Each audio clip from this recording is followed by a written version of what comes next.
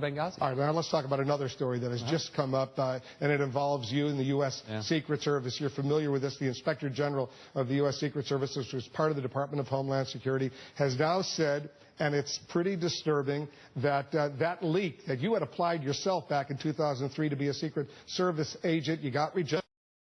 Whatever reason, that was inappropriate, it was confidential, and it should never have been made public.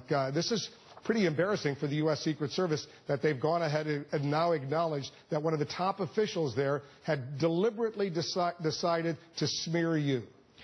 The idea that the Secret Service would spend 10 minutes... Look, I'm a sitting member of Congress. I'm the chairman of the Oversight Committee. I have a constitutional responsibility to provide oversight, but it's pretty disturbing that the Secret Service would, you know, dive into my own personal Apparently records. 45 Secret Service officials, they got this information. The Assistant Director, Edward Lowry, he wrote an email to fellow directors back on March 31st saying some information that he, meaning you, might find embarrassing needs to get out just to be fair. And then they leaked this to some website.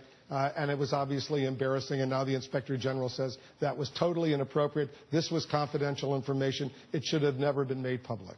Has anybody called to apologize to you? I did have Secretary Johnson today call and apologize to Jay Johnson. Of Homeland Security. Yes, I did have the Director of the Secret Service call and apologize again. They've each called now twice, but that ain't good enough.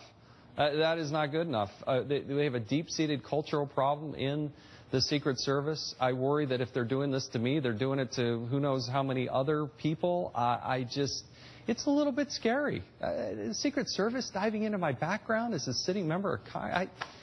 It's not about me, but it is about what are they doing over there? These people are entrusted with guns by the president, for goodness sake. And if they're supposed to be the Secret Service, we give them police powers and we give them the ability to you know, dive into confidential information, and it's very disconcerting. We're going to follow the story and see what happens to these officials. All right, Jason Chaffetz, thanks very much, Mr. Chairman, for coming in.